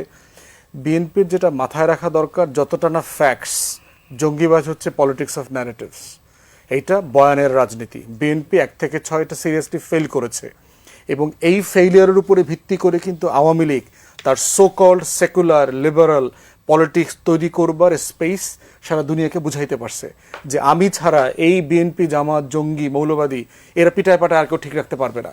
হেফাজতের উপর গণহত্যা চলেছে, মানবাধিকার লঙ্ঘন করেছে, র্যাব দিয়ে যা যা করেছে, গুম খুন প্রত্যেকটা। তাই স্বরাষ্ট্রমন্ত্রী সালাউদ্দিন ভাই যেটা করেছেন, এইটা দুনিয়াতে এই স্টেটমেন্টটাকে ভালোভাবে নেবে না, বরং আমি আহ্বান করব দয়া করে 1 থেকে 6-এর ভুলগুলো মাথায় রাখেন। এইটা মোসাদ, ওয়েস্ট সব মিলিয়ে হচ্ছে এই প্রতিবেদনে এই শব্দটা আছে। আর বাংলাদেশে এই যে দিল্লির গোলামরা আছে, তারা কন্টিনিউয়াসলি এটা দিয়ে বয়ান তৈরি করবে। তাই এই জিনিসটা বোঝা দরকার, সিরিয়াসলি অ্যাড্রেস করা দরকার। প্রয়োজনে all party parliamentary committee, standing committee করেন শুধুমাত্র এটাকে ডিল করবার জন্য। এইটা যদি এখন থেকে, শুরুর দিন থেকে বিএনপি সিরিয়াসলি ডিল না করে, আপনি দেখেন ইনভেস্টমেন্ট, এফডিআই, জ্বালানি সংকট, আইন শৃঙ্খলা, এর সাথে যদি জঙ্গি এলিমেন্ট যোগ হয়, এটার সাথে কিন্তু ইন্টারন্যাশনাল কমিউনিটি একসাথে হয়ে যাবে, ট্যাগ লাইন তৈরি হবে। তখন ইন্ডিয়ার বয়ানটা যেভাবে 2006, 7, 8-এ কনভিন্সিং তৈরি করেছে সারা দুনিয়াতে, যে আওয়ামী লীগের ফেরার যৌক্তিকতা তৈরি হয়েছে, কারণ বিএনপি জঙ্গি ডিল করতে পারছে না। অতএব এই জায়গাতে আমার সরকারের প্রতি আহ্বান হচ্ছে, বিষয়টাকে একদমই হালকাভাবে নিয়েন না। আমি পাবে যে 6 মাসের মধ্যে সরকারটা ভূ রাজনৈতিক ট্রাপে পড়তে যাচ্ছে কিনা, আমরা যদি ব্যারিস্টার ফুয়াদের কথাটি বিবেচনায় নিয়ে আলোচনা করি। তার আগে আমি একটু বলা যে বাংলাদেশের অবস্থাটা হচ্ছে কেমন, পৃথিবী যখন এগিয়ে চলেছে তখনও আমরা পিছিয়ে। বিবি তালাকের ফতুয়া খুঁজেছি ফিকা কিতাব চুষে।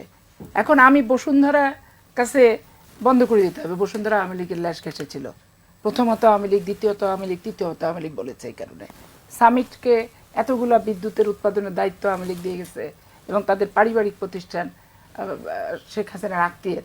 এখন আমি ব্যবসার চাকাটা আমাকে বন্ধ করে দিতে হবে, ভারতের সাথে আমার সবকিছু না আসা পর্যন্ত বন্ধ করে দিতে হবে। আপনি যদি প্রত্যেকটা দরজা বন্ধ করে দেন, অর্থনীতির ভাষায় আপনি সমস্যার সমাধান করতে পারবেন না। কিন্তু বিরোধী দলে থাকা অবস্থায় তো বিএনপি এগুলো বন্ধ সমস্যার করার কথা সমাধান বলেছিল। করতে পারবে না, বিএনপি এগুলো বলে নাই। বিএনপি কি বলছে? সামিটের চাকা বন্ধ করে দেন, ব্যবসার প্রতিষ্ঠানে তালা লাগান, না তালা আর চাবি নিয়ে যে বন্ধ করে দিয়ে আসছে। এখন 96 সালে আওয়ামী লীগ যখন ক্ষমতায় আসে, তখন সুমন নামে নোয়াখালীর একটা ছেলেকে ড্রিল মেশিন দিয়ে হত্যা করছে, ইতিহাস পড়ে দেখবেন। এবং রুবেল নামে মেধাবী ছাত্রকে এই থানাতে আটকে রেখে পিটিয়েছে। আপনারা শুধু জুলাই আগস্টের অভ্যুত্থানে শেখ হাসিনার আন্দোলন যে করেছেন মুক্ত হওয়ার জন্য, আমরা আন্দোলন করছি আওয়ামী লীগের সাথে জন্মান্তর থেকে। যেদিন থেকে বিএনপি সৃষ্টি হয়েছে সেদিন থেকে আওয়ামী লীগদের সাথে আমার যুদ্ধ। এই জন্য বসুন্ধরা গ্রুপের কাছে এখন যদি 20% বিদ্যুৎ উৎপাদন রেন্টালে দিয়ে থাকে বিগত সরকার, গ্যাস, বিদ্যুৎ, পানি যেটাই হোক, এখন আমি সেই কারণে কি তালা বন্ধ করব? এটা অর্থনৈতিক ভাষা কিন্তু না। আর আপনি ট্র্যাপ যেটা বললেন, বিদেশি কি বলে আপনার ভূ রাজনীতির, দেখেন স্ত্রী চেঞ্জ করা যায়, হচ্ছে স্বামী চেঞ্জ করা যায়, প্রতিবেশী চেঞ্জ করা যায় না। এত জঘন্য একটা প্রতিবেশীকে ভাগ্যচক্রে আল্লাহ আমাদেরকে দিছে, যেদের দাদাগিরি এবং এদের স্বৈরাচারী মানসিকতায় বাংলাদেশে গণতন্ত্র রক্তাক্ত হয়েছে, ভোটের অধিকার ক্ষতবিক্ষত হয়েছে, মানবাধিকার তাদের কিনারে দাঁড়িয়েছে, জীবন জীবিকা শূন্যের কোঠায় বর্তমানে পৌঁছাইছে, এই শুধু এদের জন্য। এখন আমি ভারতকে বলবো আর দাদাগিরি না, আর শুধু হাসিনা না, আর একটা ব্যক্তির সাথে সম্পর্ক না, বাংলাদেশের তৃণমূলের মানুষের সাথে সম্পর্ক করেন, বাংলাদেশের জনগণের সাথে সম্পর্ক করেন, করে সমস্যার সমাধান করার চেষ্টা করেন। ভূ রাজনীতির একটি সংকট রয়েছে। আপনি মার্কিন যুক্তরাষ্ট্রের সম্পর্ক উন্নয়ন করবেন, চীনের সাথে সম্পর্ক উন্নয়ন করবেন, কিন্তু ভারতের সাথে সম্পর্ক উন্নয়ন না করে বাংলাদেশের অর্থনীতি কিংবা রাজনীতিতেও ভারতের হস্তক্ষেপ তো রয়েছে কোনো কোনো ক্ষেত্রে, সেটি আসলে সুন্দরভাবে পথ চলতে পারবে কিনা, না প্রতিবন্ধকতা তৈরি হবে? এখানে সবচেয়ে গুরুত্বপূর্ণ বিষয় প্রতিবেশী রাষ্ট্র বিষয়, যেটা বলা হচ্ছে যে দেখেন, প্রতিবেশী রাষ্ট্র পুরো বাংলাদেশ রাষ্ট্রেরই স্বাধীনতা আসলে এক ধরনের বিশ্বাস করে না। তার অর্থনৈতিকভাবে, সাংস্কৃতিকভাবে সে এখানে একটা এমন সমস্যা তৈরি করে যে আসলে তার সাহায্য ছাড়া যেন আপনি চলতে পারবেন না। মানে এটা হচ্ছে এলাকার ওই যে মাতবরের মতন, যে পোলাপাইন গিয়া হচ্ছে ঢিল মারবে, তো মাতবরের কাছে গিয়ে আশ্রয় চাবে যে ভাই এই সমস্যা, ডাইকা হচ্ছে 2টা থাপড় দিয়ে বলে দিবে আর ডিস্টার্ব করা যাবে না। তো আওয়ামী লীগের ভারতের ওই যে ছোটো পোলাপাইনটা হচ্ছে আওয়ামী লীগ, যখন চায়না সাপোর্ট ছিল এই সীমান্তে পারলে যুদ্ধ লাগায় দেয় পুশিন করে। এখন পুশিন বন্ধ হয়ে গেছে, এখন কিন্তু পুশিনটা করতেছে। আবার এই ভারতে সফর করার জন্য নানা ধরনের শেখ হাসিনারে দিয়ে করানো, এই যে আপনার হচ্ছে সংবাদ সম্মেলন করে বাংলাদেশে যারা এই আওয়ামী লীগের অনুসারী আছে কিংবা হচ্ছে সন্ত্রাসীরা আছে তাদেরকে নানা ধরনের সাবোটেজ। বাংলাদেশে জঙ্গিবাদ এবং হচ্ছে এই সন্ত্রাসী যেটা আছে, এই জঙ্গিবাদের 80% ইন্ডিয়ার সাথে রিলেটেড, পরোক্ষভাবে এবং প্রত্যক্ষভাবে। কারণ ইন্ডিয়া এরকম ভাবে একটা ন্যারেটিভ এস্টাবলিশ শেষ করতে করতে চায় হবে যে একটু আওয়ামী লীগ একটু। না থাকলে এখানে জঙ্গিবাদ বাড়ে, তার মানে আওয়ামী লীগ এটার সাথে পরোক্ষভাবে এটাকে নানা ধরনের জায়গায় ইয়ে করে। জিয়াউদ্দিন মাসুদ ভারত সফর নিয়ে হলে চ্যালেঞ্জের মুখে কিনা বিএনপি একদম ছোট্ট করে 30 সেকেন্ডে শেষ করে। দেখুন আজকেও কিন্তু আপনার ত্রিবেদী সংবাদ সম্মেলন করেছে, তার ওখান থেকে বলেছে যে ভারত সরকার চায় যে আমাদের মাননীয় প্রধানমন্ত্রী ভারত সফর করুক, সেখানে অনেক দাবি দাওয়া প্লাস হচ্ছে অনেক অঙ্গীকারের বিষয় আছে, সেগুলো নিয়ে আলোচনা করবে। আসলে ভারতের সাথে বাংলাদেশের যে সম্পর্কটা, সেই সম্পর্কটা যেই বিগত সরকার যেটা করেছিল একদম পুরো দাদাগিরি একদম ইম্পোজ করা, সুসম্পর্ক থাকবে তার মানে এই না যে কোনো কর্তৃত্ববাদ বাংলাদেশে রচিত হবে ওই দেশের দ্বারা। এই সরকার এই দিকে এগিয়ে যাচ্ছে যে আমরা কিন্তু জাতীয়তাবাদী আদর্শের চেতনা যারা ধারণ করি, আমরা কিন্তু ন্যাশনালিস্ট, আমরা আমাদের বাংলাদেশের স্বার্থ সবার আগে দেখব। এবং এই কারণে আমাদের মাননীয় প্রধানমন্ত্রী স্লোগান দিয়েছেন, দিল্লি নয় পিন্ডি নয়, সবার আগে বাংলাদেশ। আমরা ওই জায়গায় এগিয়ে যাচ্ছি। সুসম্পর্ক থাকবে প্রতিবেশী রাষ্ট্র হিসেবে, কিন্তু কর্তৃত্ববাদী আচরণ করলে অবশ্যই সরকার সেটা মেনে নেবে। আলোচনা অনুষ্ঠানে কাজী জিয়াউদ্দিন বাসেদ, আসিফা আশরাফি পাপিয়া, ব্যারিস্টার আসাদুজ্জামান ফুয়াদ এবং আরিফুল ইসলাম, আপনাদেরকে অসংখ্য ধন্যবাদ। দর্শক, পাবলিক পার্লামেন্ট থেকে আজকের মতো বিদায় নিচ্ছি। ভালো থাকবেন, সুস্থ থাকবেন, আল্লাহ হাফেজ।